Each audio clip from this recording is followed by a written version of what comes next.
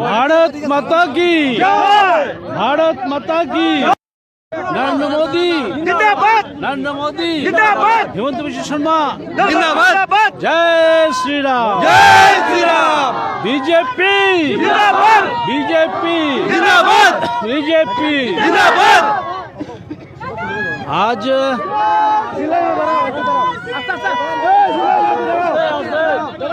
সত্যি আমি আপ্লুত। আমার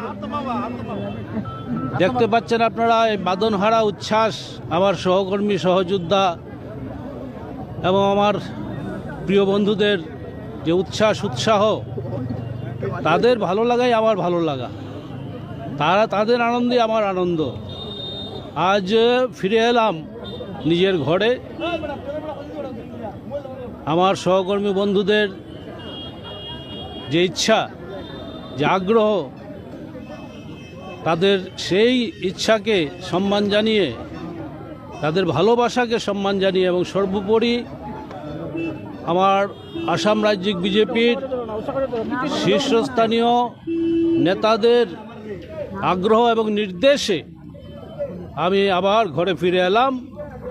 এবার আমাদের লক্ষ্য একটাই, আর 2 মাসের মধ্যে 2 মাসের কাছাকাছি সময়ে লোকসভা নির্বাচন অনুষ্ঠিত হতে চলেছে এবং আমরা সবাই মিলে ভারতীয় জনতা পার্টির প্রতিটি কর্মকর্তা, কর্মী, কার্যকর্তা, নেতা সবাই মিলে আমরা প্রধানমন্ত্রী মাননীয় নরেন্দ্র মোদীকে তৃতীয়বারের মতো আমরা আবার দিল্লির মসনদে আমরা দেখতে চাই এবং আমরা বিশাল সংখ্যক ভোটে আমাদের বরাক উপত্যকা থেকে 2টি সিট আমরা তাকে উপহার দেব, এই প্রতিজ্ঞা আমরা নিচ্ছি। এবং আমরা সবাই মিলে, সবাই দলের ছোট বড় প্রতিটি কর্মকর্তা মিলে, সবাই মিলে আমরা দলকে শক্তিশালী করার লক্ষ্যে দলের নিয়ম নীতি মেনে আমরা সবাই কাজে ঝাঁপিয়ে পড়ব। আমাদের এখানে কোনো ধরনের কোনো কম্প্রোমাইজ নেই, আমাদের মিলেই ল'ব। আচ্ছা দাদা, এটা গুৰুত্বপূৰ্ণ কথা, আপুনি যেতিয়া দলৰ পৰা বহিষ্কৃত হ'ব লাগে হ'ল, ইয়াৰ মূল কাৰণ আছিল আপুনি সেই সময়ত সিন্ডিকেটৰ বিৰুদ্ধে সৰব হৈছিল। এতিয়া সিন্ডিকেটৰ বিষয়ে কিবা ক'বনে?